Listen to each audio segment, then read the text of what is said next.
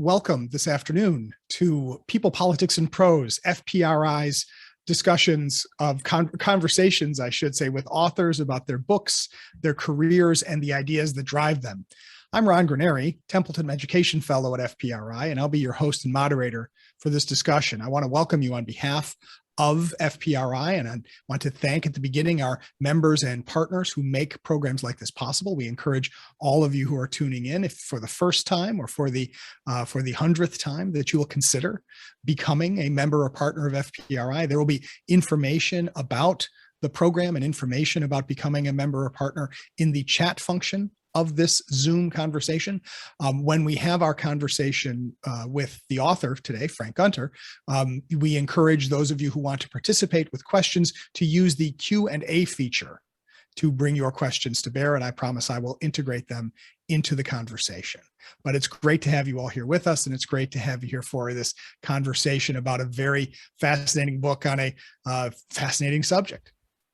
Now, in the spring of 2013, during the very first season of what was then called Geopolitics with Granieri, we at FPRI marked the 10th anniversary of the United States invasion of Iraq by inviting Professor Frank Gunter to discuss his then new book, The Political Economy of Iraq: Restoring Balance in a Post-Conflict Society. Today, more than 8 years later, we are pleased to welcome Professor Gunter back to FPRI to discuss the second edition of his book, to see what we have learned and what we can expect in the future. Iraq has suffered much over the past 2 decades. Dictatorship, invasion, civil war, and ongoing internal unrest have plagued a nation and a people who would like nothing more than to settle down to some semblance of stability. Initial confident predictions in Washington and elsewhere that the price tag for the American invasion would be about $60 billion and that it would be quickly paid off by proceeds from the Iraqi oil industry today inspire derision when they do not bring tears. The U.S. faces a total bill of perhaps several $trillion when one factors in the legacy costs of the soldiers who spent years fighting there, lost dollars that have contributed to the exhaustion of the U.S. Treasury and will be a blight on the American economic future, perhaps for years to come. Most disturbing is the realization that many billions spent on and in Iraq have essentially vanished, lost in the midst of mismanagement or into the pockets and foreign bank accounts of local and international contractors, leaving behind half-finished or spectral projects, angry locals, and a lingering sense of opportunities wasted. Nor do things look necessarily any better in the immediate future. As Professor Gunter concludes this book, current conditions are less auspicious than at any other time in the last 2 decades. However, he also adds, more than in previous decades, the future of Iraq is in the hands of the Iraqis. So what does the future look like for Iraq? Did the United States get anything for all those billions? Did all that money give Iraq a step up into its future of development, or simply throw up obstacles to be overcome? These are some of the questions we will address today in our conversation with Dr. Frank Gunter. Frank Gunter is a professor of economics at Lehigh University, where he teaches principles, economic development, and the political economy of Iraq. He's also a senior fellow at the Foreign Policy Research Institute and, last but not least, a retired colonel of the United States Marine Corps. He has a BA from Penn State and a PhD from Johns Hopkins. Political Economy of Iraq: Restoring Balance in a Post-Conflict Society is based on his 25 months in Iraq as a senior economic advisor to the U.S. military. His other research includes studies of corruption, capital flight, microfinance, and economic development during conflict. He has also been a consultant for the United Nations Development Program, the United States Department of the Navy, the Inter-American Development Bank, as well as government entities in China and Colombia. And we are delighted to have him with us this afternoon. Good afternoon, Frank. Thank you. Thank you. Good to see you here. So, Frank, what changed, if anything, between the first and the second edition of Political Economy of Iraq? 8 years. 8 years. There you go. Yeah, 8 years. Thanks for joining us. Yeah. To an extent, it's things have deteriorated, and for 2 reasons. First of all, when the original first edition was written in 2013, Al Qaeda had pretty much been defeated. There were several years of very high oil prices to provide the funding for reconstruction, and the violence had dropped sharply. Since then, ISIS rose and fell. 2014 to 2017. At one time, ISIS occupied 40% of the real estate of Iraq, with about 1/3 of the population, leading to massive refugee movements across the country and the destruction. When ISIS started going down, they decided Guru Damarang, take everything else with them. The destruction of major cities such as Fallujah and Mosul. So ISIS is the first bad thing. The other bad thing was the collapse of oil prices, which began in 2014. Last year, what is it, May or April, we had oil prices of $16 a barrel, right. Which Iraq oil is their major export, and it's a source of 92-94% of all the government revenue is oil. So with the collapse of oil prices, the government ran out of money. So and the third and the final thing is the population continues to grow. It has very rapidly growing population. When I wrote the first edition, it was about 32 million people. Now it's closer to 40 million people. So the violence, the destruction, the drop in oil prices, and a sharp increase in population, I think it is more pessimistic. Mm-hmm. So the question of, oil prices are going back up. As anybody knows who's tried to fill up their tank with gas, but obviously it takes a while for the benefits to the producers of those higher oil prices to take effect. Granted, right, it's always hard to know how fast things are going to change. Does that give any cause for optimism for the Iraqis if oil is to say stabilizes at what its current rate of $70 to $80 a barrel? There's the economics and there's the politics. Mm-hmm. Economically, it's a good news story. Mm-hmm. Iraq, along with Saudi Arabia, has some of the lowest production costs in the world. Iraq can break even at about $12 a barrel, can get oil out of the ground, remove the sulfur, put it in a pipeline, put it aboard a ship at about $12 a barrel. So any price over $12, Iraq can make money. So economically, the fact that oil has gone up to, what was it yesterday, $83 and change, right, is great news. Politically, though, it might not be as good. The pattern has been since 2005, when the new constitution was signed. Low oil prices bring about a strong political movement or a strong political incentive to change, to move away from oil dependency. Okay, high oil prices take away that motivation. There's plenty of money for everybody. We don't have to change. We can continue to maintain the state-owned enterprises. So economically, it's a good news story. Politically, it's taken the pressure off the government. Mm-hmm. Last year, the government of Iraq published its emergency white paper because of the expectation oil prices were going to stay low, where it talks about dramatic needed changes in the Iraqi economy. Now that we're post-election, the election was held earlier this month. Now that we're post-election, it seems a lot of the motivation for change has gone away. Well, and this gets to the question of, since the book is about the political economy of Iraq, and you've mentioned politics, is how, if at all, has the political development of Iraq, the republic after Saddam, how has it both risen and fallen with the economic fortunes of the people of Iraq? If you were to ask me, what is the single most serious problem facing Iraq, I would have to say that it is the unemployment and underemployment of young people. Nobody knows the data. My best guess, which I put in the book, is that we're probably talking about 80% of the young men in Iraq are either unemployed or underemployed. Now, that is not only economically bad, but it's politically destabilizing. When you have if you don't have a job, that means in Iraq you can't get a wife. If you can't get a job and you can't get a wife, then you're an object of shame of your family and embarrassment in your neighborhood. Okay, so what does this have to do with oil? Well, from Saddam's day until 2014, the government of Iraq has been the employer of first resort. Mm-hmm. That the government deliberately created enough jobs to guarantee every college graduate would get a job, and do a pretty good job of making sure that everybody would have a job.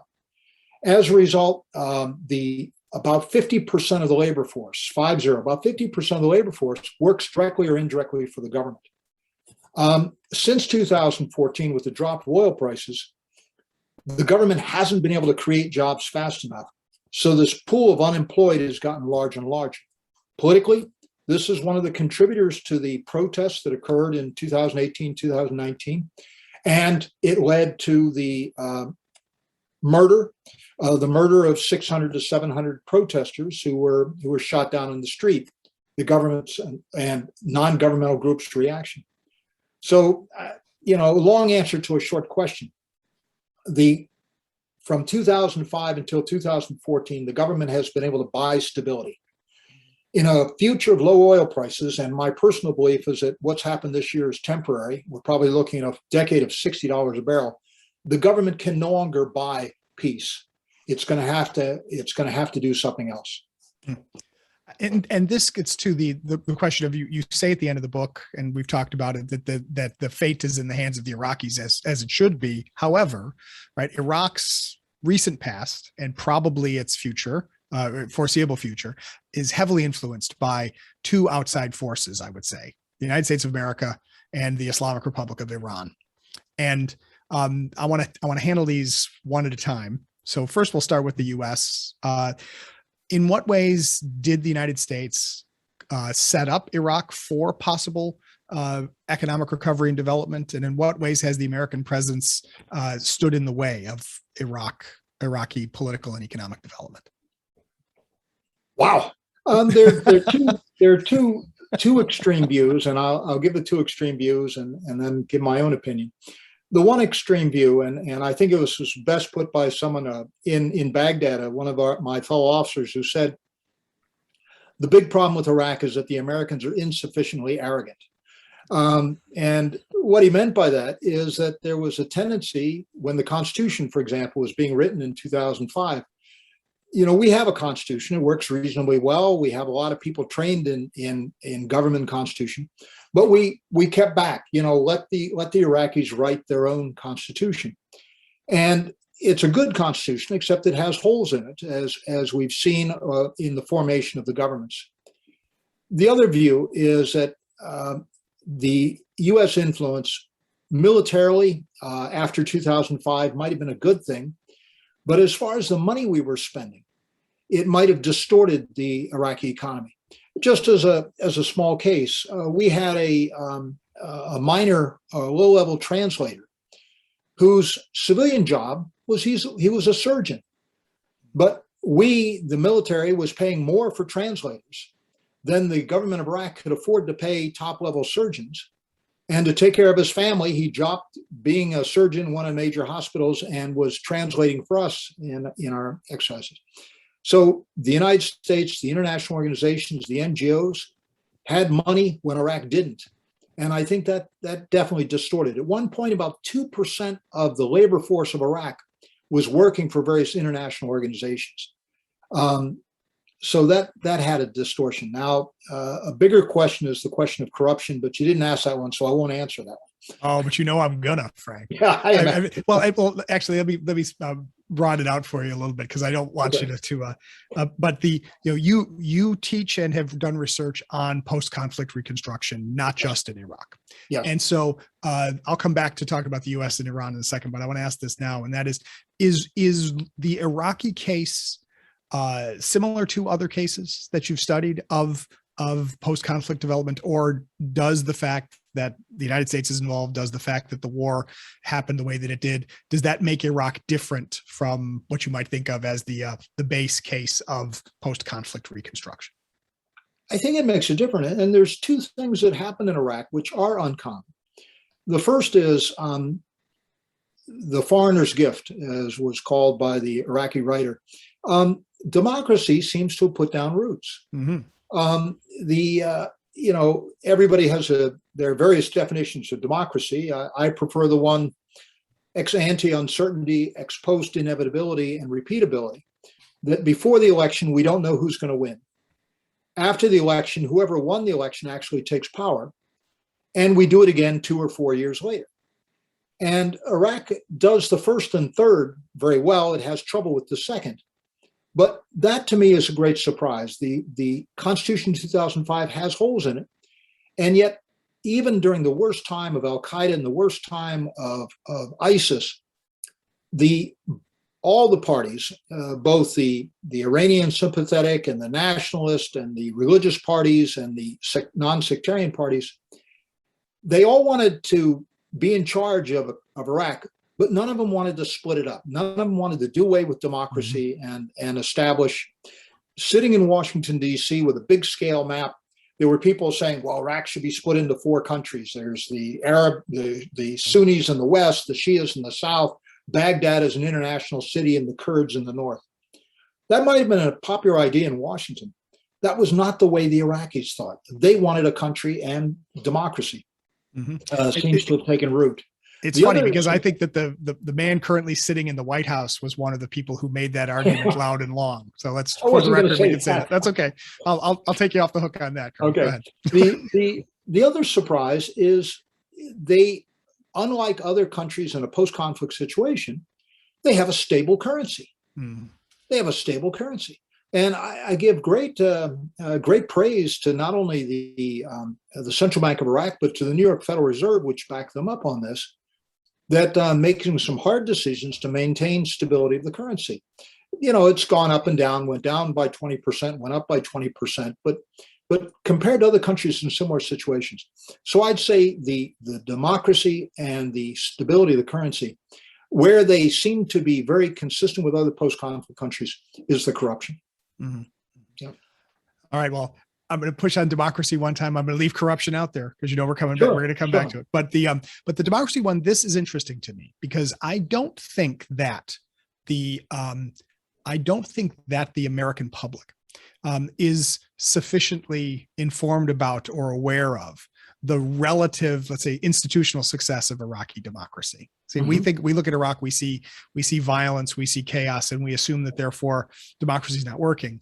Some people will then lead that into some, let's say, dangerously Orientalistic visions that, well, of course it's not working there, right? They can never be democratic. But listening to the way you describe it, this should be that in an odd way, perhaps, Iraq is a success story for democracy, right? They continue to have elections. They continue to have changes in government. They have competitive campaigns. Can't say that about a lot of places, but you can say that about Iraq. Do you think the Iraqis are aware of this as a success? Yeah, the bad news was the election that was just held, only 36% of the eligible voters voted, which is the worst number since 2005. So they're on their way to being like the United States in a midterm election. Possibly. But they actually seems to, there actually seems to be choices. Among the big losers were the political arms of the Iranian-backed militias, which were big losers in the election. In fact, they have gone to it's ironic, but they've gone to the Supreme Court asking that the election results be overturned. And the Supreme Court has said no. It's quite possible that the current prime minister will be reselected. He was popular even in the worst times of COVID. So the only 36% voted. That's a bad thing. But they voted against corruption, and they voted against groups that seem to have loyalty outside of Iraq. So I think that's a good news story. Good news story. But so you're right about the first part. I think this is something the American public is completely unaware of. And yeah. I don't want you to psychoanalyze your own people or our own people, but why do you think that is? I mean, why do you think we seem to be in the United States impervious to good news from Iraq? Saddam was a monster. Okay. But he seemed to be in control. Things happened because he wanted them to happen. Things that he didn't want to happen didn't happen. Okay. And that apparent stability, I think, is attractive to a lot of people. Well, let's not just blame the Americans. I think everybody who has an embassy in Baghdad reminisces about the good old days when policy didn't change every 3 or 4 months. Right. Democracy is messy, and in Iraq it is very messy. And I think that this makes, the unpredictability makes it difficult for the embassies that are burning up the ether with their cables each month, trying to explain who's on top, who's rising, who's falling. So I think that's part of it, is that we do hear about the violence. We do hear about everything that goes wrong. And we didn't hear that in Saddam because he ran a Mhm. very, very efficient dictatorship. Right. I completely different context, but I have been told that freedom is untidy. I don't know if that's an Iraq-related comment, but we can come back to that. But Dr. Granieri, I agree with you. but so what about Iran? You say that the parties connected to the Iranian militias haven't done well, but certainly the return of legitimate power to Iraqi Shia was initially seen by a lot of folks as a great victory for Iran. Mm-hmm. What is the nature of Iranian influence over Iraqi politics and economic development today? I think the Iranians, at least some of the Iranians, thought they're Shias, therefore they are little brothers. They will look to us for guidance, they'll look to us for leadership. And there's a strong nationalistic strain among the Shias. During the 1980-88 Iraq-Iranian War, the most terrible war fought since World War II, as far as casualties. There was poison gas, there was machine guns, it was a World War II battle. The army was mostly Shia, and the army stayed loyal. Mm-hmm. The army stayed loyal to Saddam. The other is economic. The Iranian economy is in difficulty financially in the short run because of sanctions, but also in the long run. Iran has had the most rapid fertility collapse of any country in the world. In one generation, going from about 7.5 children per woman to, I think it's 2 and change. It's like 2.6. Really? There's no country that has had such a rapid collapse in fertility. As a result, Iran is aging fairly rapidly, unlike Iraq, which is still a very young country and is going to stay that way for at least another generation. Now, history is always dangerous, but countries that were once strong and see a future of becoming weak tend to be dangerous to their neighbors. You can go back to the Roman Empire. And so it's thought that the Iranian people, the Iranian government, looking forward to seeing Iran is stronger now, regionally, than it will be in the future. And so it should act now to gain regional control, because in 20 years and 30 years, it'll be a very different situation. There's a few thousand Americans still in Iraq. And the groups that support Iran, the political groups that support Iran, of course, want those Americans gone. Probably the center wants those Americans gone. But I think there's still, especially among the Kurds and among the Sunnis, a desire that the Americans stay. Partly reality, whatever the Americans provide, but partly symbolic that the Americans, the 2,500 Americans, will provide a counterweight to Iran. Mm-hmm. The execution, and the name has slipped my mind, the execution of the Iranian representative, Soleimani. The execution of Soleimani led to a firestorm of protest, as you probably know. And yet, a lot of what you're hearing when they're not shouting is they were glad it happened, because he was a very smart man and he gave Iran a much more influence than the money, which is drying up, and the malicious support gave. So, long answer to a short question. No, these are very interesting answers to this question. Related to that, because it's not just Iran I'm thinking of here, is what is the role of Islamism in Iraqi day-to-day politics?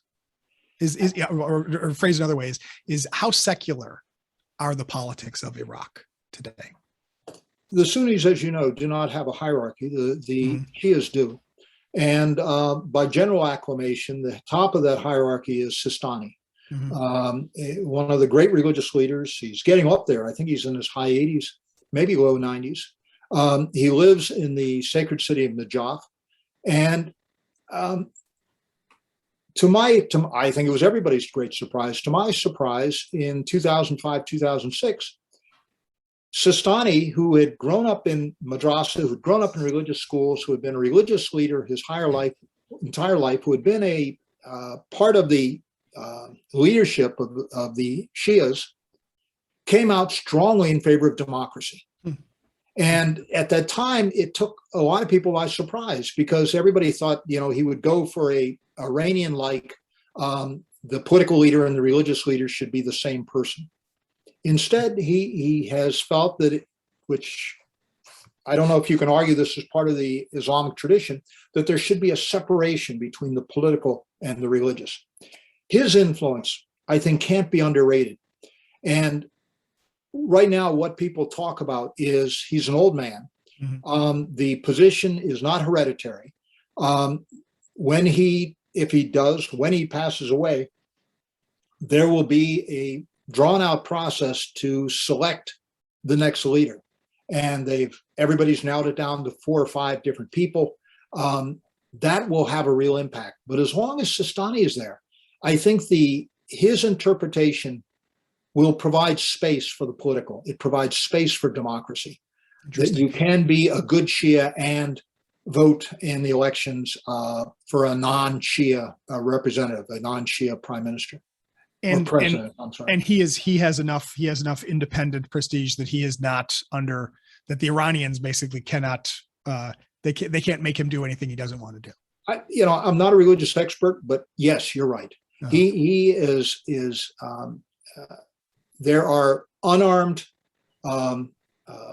young men studying religion in Najaf, and as we've seen, they are willing to die for him.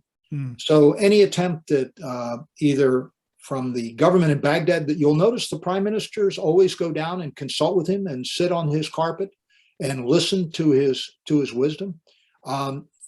No, he is free from that influence. And that's one of the debates about his successor. Should his successor be someone, most of the religious schools are in Iran.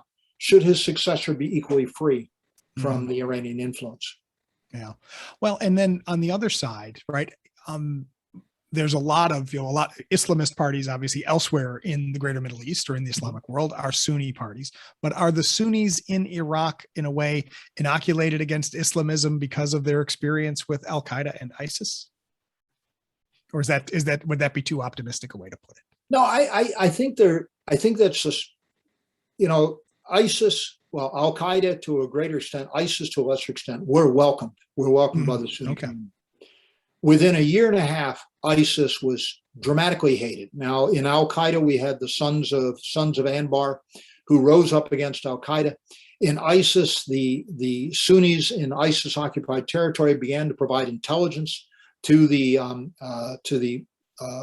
Americans and to the Iraqi forces, even to the militias. They came, they stole the property, they took their daughters. Any goodwill they had was rapidly destroyed. And I think that did act as a vaccine. I did think it immunized them against a future, what do you want to call it, Al-Qaeda 3.0. Mm-hmm. Mm-hmm. So now we come back to the question of corruption, about the distorting effort, the distorting effects. There's corruption in Iraq? I only know this from reading The Political Economy of Iraq. Have you read it? This is really interesting book on this subject. But I want to start with the question going back to, you do a lot of work on post-conflict societies. Mm-hmm. Is there anything distinctive about the corruption in post-conflict Iraq, or is that kind of just what happens in places where people are scrambling to get an angle and there are foreigners who are throwing around a lot of money and it's hard, and corruption is corruption? Or was there anything particularly Iraqi, I would say, about the corruption you found in Iraq? Saddam was incredibly corrupt. Mm-hmm. A good chunk of the oil wealth that came into the country, a good chunk of the NGO money that came to the country ended up in his pockets or his son's pockets or in the pockets of his supporters. In fact, I think that Saddam probably stole a greater proportion of the national wealth and national income than the post-Saddam era. But Saddam's corruption was organized. It was structured. It was honest corruption, like that old joke about an honest lawyer, an honest judge in Chicago. An honest judge in Chicago is you pay him a bribe and he does what you bribed him to do. right? The Well, man stays Saddam's bold. corruption was honest corruption in that sense. He probably stole more, but it was predictable. You knew who to pay, and you knew that if you paid the right person, that the whatever you paid for would be provided. Since Saddam, the corruption has been more entrepreneurial. It has been corrupt government officials trying to cheat not only the public, but trying to cheat other branches of the government. It's been competitive. And I think even if they're stealing less in dinars, it's probably doing more damage to the society because of the uncertainty, because of you don't know who to bribe, you don't know how much to pay, and you don't know that if you paid the bribe, you'll actually get what you paid the bribe for. So I think that Saddam stole more, but the current corruption is doing more damage. It's not the most corrupt country on the face of the earth. Somalia has that unfortunate title, but it's pretty near the bottom, and it's corruption at the top. They've had 3 ministers of defense in a row. Each of them stole more than $100 million, and each of them disappeared. One of them ended up in Virginia. He still lives there. You're kidding me. No, I can invite you to his house. On the other hand, it goes all the way down to the bottom. The food baskets, the PDS, the public distribution system food baskets, provides a basket of food, basic food, to every family in Iraq. These baskets are provided by the local grain merchants, and they actually steal. They'll take high quality flour and replace it with low quality flour. There were rumors that some flour had been replaced by fine sand, so that they could take the flour and sell it, and yet you'd still have the same weight you expected. So the corruption goes from the top to the bottom. You take your child to the free clinic, and they'll examine your child and tell you your child is sick and that they don't have the drugs. Go to this address tonight. And you go to that address, and the same doctor you saw at the free government clinic is there, and they'll treat your child using drugs that they stole from the free clinic, and they charge you for it. If you're going to take your kid to school, to the free elementary school, you have to provide a gift to the teacher in order to have your child actually taught. So the corruption goes from the top to the bottom. Yes. In your experience and based on your research, what does it take to overcome that kind of wild entrepreneurial corruption? We know how to stop corruption. No country has ever eliminated it. But there have been countries, there have been cities such as Singapore and Hong Kong that have moved fairly rapidly from being very corrupt to being kind of corrupt and kind of honest. So we know what works. We know what doesn't work. What doesn't work is putting up banners near the airport and arresting some senior officials. That doesn't work. What does work is you have to change the culture, and you have to change the economic incentives. Economic incentives first. Iraq has one of the most hostile business regulatory systems in the world. In fact, in 2 areas, they are the most hostile. They're tied for last place in the world. When you consider the competition to be the worst, most hostile regulations towards private business in the world, that says something. Bankruptcy. There is no case, there has been no case of an Iraqi firm going bankrupt. What you do is you loot it the day before the pay is due. So you let their workers work 2 weeks, and then the day before they come in to get their paychecks, you loot the factory of everything that's valuable and you disappear. There has been no successful bankruptcy. Getting credit, exporting products internationally, registering a business. I gave a talk in Baghdad on this subject, and I had a couple of Iraqi businessmen come up to me afterwards and said, "Professor, come and talk to us." And he said, no, you misunderstand. It's not as complex as you think. Put a couple of $100 bills in an envelope and we'll tell you who to give them to, and there'll be no trouble registering a business. The corruption is so widespread that it's not hidden. It's open. Lawyers will advertise the wrong word. Lawyers will let you know exactly who to pay and how much to pay after you pay them for this information. The information. So you first of all have to change the regulatory, change the economic incentives. For example, if you do everything right and you don't pay a bribe, it takes 167 days to get permission to build a warehouse. Not to build it, but just to get permission to build it. Okay. Or you can put a couple $100 bills in an envelope and you'll have permission in a week. Okay. Now, what if we change those regulations? So instead of taking 167 days, it only took 45 days. Then the bribes would be smaller and some builders wouldn't pay bribes at all. Each one of these regulations is maintained, is preserved by a government official who uses it to provide an incentive for the payment of bribes. The second is changing culture. And to change culture, you have to start with the young. It has to be part of the elementary education, has to have an anti-culture. You have to, anti-corruption. You have to find who people listen to. And in Iraq, we did a focus group with politicians and sports stars speaking against corruption. And the focus group actually broke out into laughter because they thought it was so ridiculous that a politician or a sports star would be against corruption that they laughed. Who do Iraqis listen to? They listen to religious leaders, imams. They listen to writers. To be a journalist, to be a writer is a respected profession in Iraq. And for some reason, they listen to soap opera stars. So the government, the COI, the Commission of Integrity, is trying to persuade imams to put anti-corruption themes into Friday sermons, is trying to persuade soap opera stars to put anti-corruption themes into soap operas, which has been successful in some of the soap operas. And it's subtle stuff. You know, the son who's nasty to his mother is corrupt. The son who loves his mother and who takes care of the family is honest. Okay, they don't come out and give speeches, but they work it in. So we know how to fight corruption. What it takes is political will, and that, unfortunately, at least until the current prime minister, has been lacking. And so, when you talk about that level of, excessive regulation combined with corruption, they often can go hand in hand, and they act as a drag on economic development. Yes. How has that influenced the investment climate in Iraq? So for foreign investment, not just from the United States and Iran, but from anybody who would be interested in investing in Iraq, how does that climate work these days?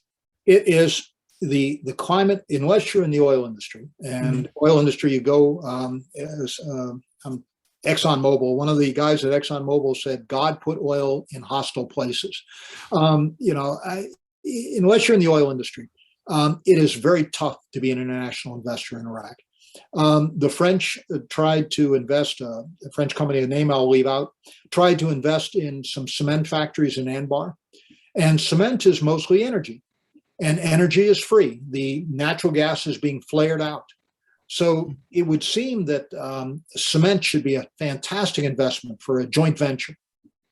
Okay, they looked at it and realized that as long as the Iraqi government was their partner, they were not going to make money. One case, the overemployment is extremely common. The railroad system anywhere else in the world would run with about 2,000 employees. They have 10,000 plus employees in Iraq. The same was true in the cement factories. So the French came and they said, well, first of all, we want to fire 90% of the employees. And the Iraqi government said, that's unacceptable. You can't fire any employees. And the French redid their numbers and came back and said, well, over 5 years, the attrition will get the numbers down to efficient levels. So we're willing to make the investment. We'll allow on attrition. And the Iraqi government came back and said, no, anytime a worker is fired or leaves, then we will select another worker to take their place. And the French said, this is not serious, we're leaving. So the number of joint ventures, I think, is number 7. And if you went back to the first book, the plans the Iraqi government had is that there would be hundreds of joint ventures. Right. Okay. Now we're 8 years later and it's 7. Okay. Corruption and the regulatory, the government, it's part of their DNA. It predates 2003. It goes through Saddam. It goes back to 1958. The Ba'athist Party, their whole name is the Ba'athist Arab Socialist Party. And they were socialists. They believed that running things from Baghdad was the efficient way. They were wrong, that the efficient way of running the economy. Okay, so it's in the DNA. It's going to be a struggle to gradually change the culture. So what is when you talk about the political economy of Iraq, right? We talk about it from a 30,000 foot vantage point, but what is the daily political economy of an Iraqi like? You mentioned the fact that food is distributed, the basic levels of food are distributed to most Iraqis. Is this how are most Iraqis getting by these days? So about half the labor force. First of all, the population is very young. It has one of the youngest populations in the world. So in the rural areas, it's one adult male supporting 6 or 7 people in his family, his extended family, mostly children. In the rural areas, technically you can have multiple wives. That is very rare. If you're not a sheikh, it's not happening. Most Iraqis marry one woman and they stay married to that woman. In the urban areas, it's one adult, usually male, supporting 4 or 5 dependents. The labor force participation rate among women is extremely low. It's about 12, 13%. That is one of the burdens of Iraq, is that they have so many women with university degrees. We're talking about even with a bachelor's degree, your chance as a woman of finding employment is very low. So here you have a smart heart wearing half the population is pretty much kept out, is pretty much restricted. And are those restrictions, are those religious, or is this, I want to think of the right way to say this, or is this a sort of garden variety patriarchal approach that simply is denying women access to the labor force? It's both. Now Saddam, this is ironic history. Saddam, being a good socialist, insisted that all men and women be treated the same, and the employment of women in the government before 2003 was very high. Currently, there's 2 things. In the rural areas, it's religious restrictions. One of the difficulties of getting school teachers, if a school teacher is a male, then families will withdraw their daughters from school as soon as they get within a year or 2 of puberty. If a teacher is female and she's in the rural area, socially, she's extremely restricted. Okay, if she has a male relative, it's not as restrictive. But then you have the problem of where is her brother or where is her husband going to find a job in a rural area. In the urban areas, there is less religious restrictions, but there is, you called it patriarchy. I think that's a good word. That the feeling is there's not many jobs. Therefore, the jobs that are available should go to men. The jobs that are available should go to men with families. Okay. So you have 50% of the population working for the government. Many of them are ghost. A ghost worker, your uncle works for human resource in a factory, so you and your uncle agree that he'll put you on the payroll and he will get 1/4 of your paycheck. So you go in 1 day a month, you pick up your paycheck in cash, and then you drop off 1/4 with your uncle and you go away. What do you do with the rest of your time? You might be a ghost worker at another firm. You might have a private business. The number of ghost workers, the government decided in 2006 that it would do a biometric census of all government workers. The census is not complete. The census takers have been bribed. They've been threatened. Some of them have been beaten to prevent them from carrying out their census of government offices and factories. It's a obviously complicated paradox when I think about, you talk about, incredibly low labor force participation, and the widespread use of ghost workers. So are ghost workers, are the ghosts counted as participating in the labor force because at least they're getting paid? Absolutely. The government doesn't know how many people work for it, but it knows how many it pays. That reminds me of one of my favorite religious jokes, and that is that Pope John the 23rd was asked how many people work at the Vatican, and he said about half of them. But that's a so that's a kind of religious joke you can tell at any group, about 75%. So I see a question from former FPRI President Alan Luxembourg. Hey there, Alan. He says, if a current or future U.S. president decided to remove the remaining US troops from Iraq, what happens? So economically, politically, geopolitically. Alan, this is my opinion, but I think it's a strong opinion. It would be extremely adverse. It's not money anymore. The U.S. government, unlike between 2003 and 2011, is not bringing large sums of money into Iraq. But it is, first of all, the small U.S. forces there provide training, and we're very good at that. The combined arms training, we are very good at intelligence fusion, bringing together intelligence from many sources and turning it into something that can be used for operations. And we are an honest broker that when a major out in the field sends a message to Baghdad, standing next to him is some army captain. And he knows that in Baghdad, standing next to his boss is some army colonel. And so this means that the message will not be distorted or lost between the major and his boss in Baghdad, because all the layers in between know that if they try to distort, if they try to lose the message, that it's not going to get there. The lesson of ISIS, the Americans left in 2011 after the departure agreement that was negotiated by the current president, by President Biden.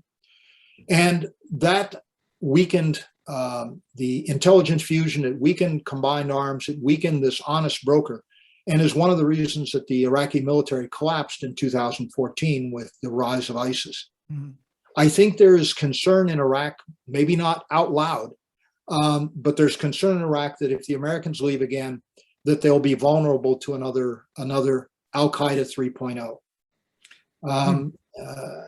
I know this is one way, but I know Alan's background, and I'd be interested in hearing his opinion, but I guess I'll have to wait until we have beer. That's right. Well, when the time comes that FPRI can have events in person again, right? And we can exactly. have better interaction. Exactly. But for now, so if the Iraqis are concerned about what the departure of the Americans might mean, does that mean that the in the Iraqi political system, that there is an incentive to make sure that the Americans don't leave, right? What do the Iraqis do to convince the Americans that they should stay? The Iraqis publicly must say that the Americans have to leave. Mm-hmm. Mm-hmm. What I haven't been party to since 2009 is the conversations that are occurring when the microphones are turned off. Mm-hmm. And it is interesting. One interpretation I got by an Iraqi I trust is that the collapse of Afghanistan was taken as good news by the Iraqis who want the Americans to stay, because they believe that the political firestorm in the U.S. over the collapse in Afghanistan makes a withdrawal of the U.S. forces from Iraq extremely difficult politically in the United States. Mm-hmm. That I'm not sure I accept that, but it's an interesting view. It is an interesting view. Yeah. Well, so Frank, we've got a little less than 10 minutes to go, and I want to ask you two impossible to answer questions since I've asked you so many easy answer questions now. But I'm going to ask you one. The first impossible answer question. I hope you notice I got a musket behind my head. That's right. I promise I will duck. Right, but are the Iraqis better off that Saddam Hussein was overthrown by Operation Iraqi Freedom in 2003? I take blame for this because I was providing economic advice. We made a lot of mistakes. Mm-hmm. We made a lot of mistakes from 2003 through 2011. The footprint of the Americans since we returned to Iraq has been a lot smaller, a lot less opportunity to make mistakes. Despite that, Saddam was a monster, and his sons were worse. You know the history as well as I do, that the Uday used to go out in his car with his bodyguards, and if they saw a girl, they'd grab him, they'd take him back. Uday would use the girl, he'd pass him over to his guards, and then the girl would be returned a week later to her family. with their family being notified that if he filed any complaints, they would be dead.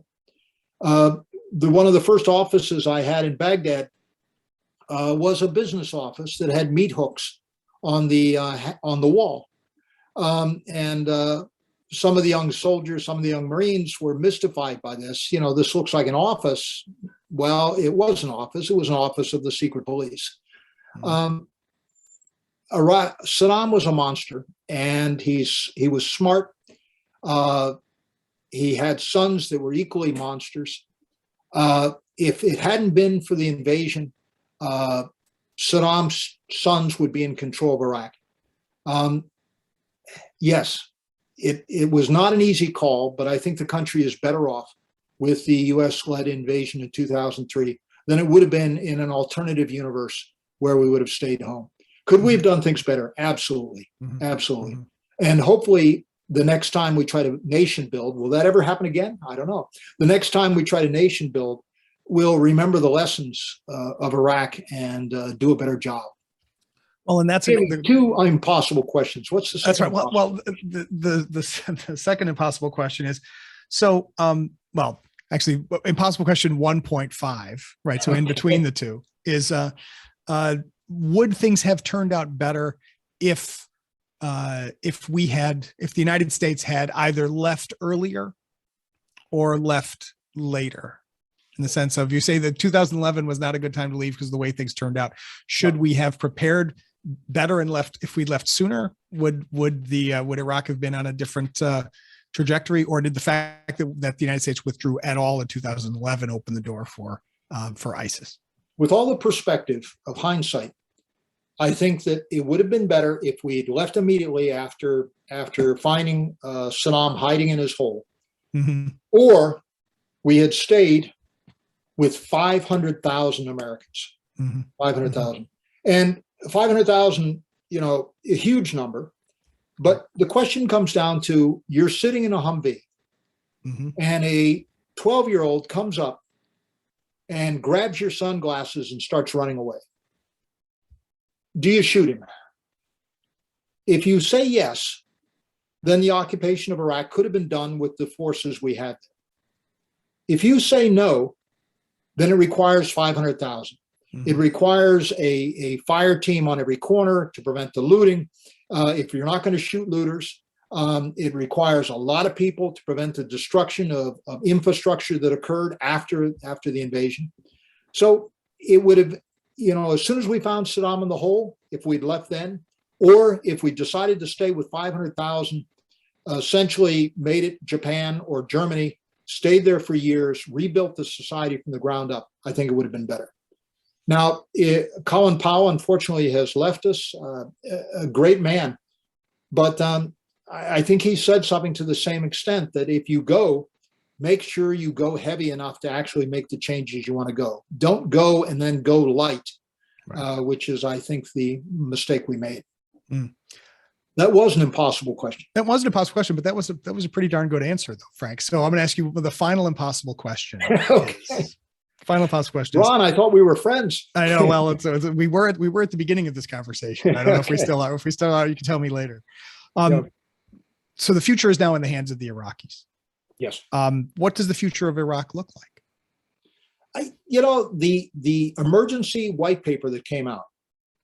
Wow, it's good. It is a good analysis of the problems facing Iraq.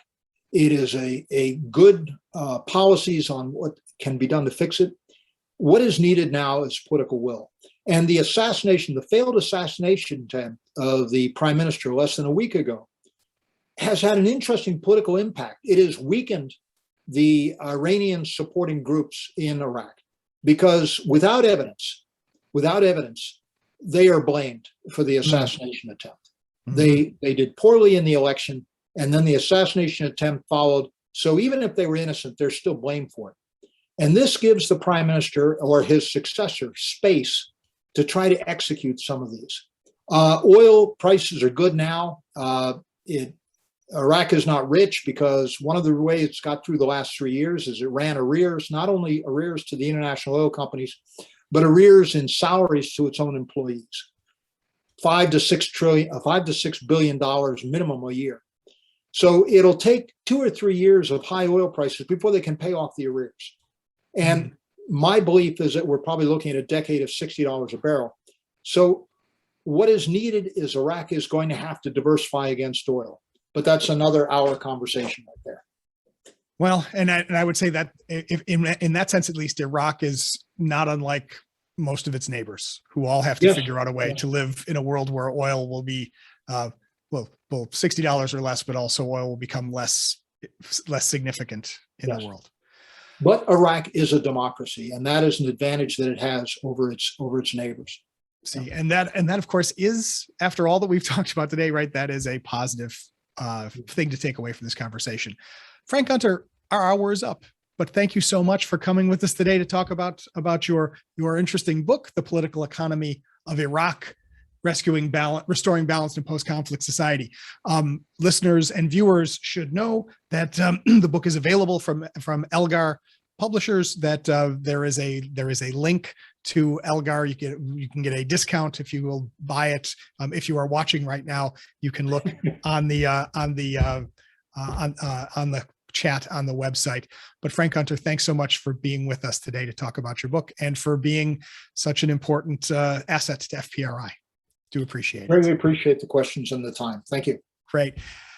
So FPRI would like to thank our sponsors and our partners and our members for their generous support. We thank all of you for joining us on Zoom. We ask you to consider becoming a member or partner or sponsor of FPRI so that we can continue to bring you conversations like this one, because today's conversation is just the beginning. It's just a small part of what we do at FPRI. If you've enjoyed our discussion today, tell a friend, bring a friend next time when we gather to discuss our complex world, and consider supporting our work. To keep up with future episodes of People, Politics, and Prose and other events at FPRI, visit our website, fpri.org, like us on Facebook, follow us on Twitter. You can follow the host of this program on Twitter at Ronald Granieri. But until next time, for all of us at FPRI, I'm Ron Granieri. Thanks for joining us.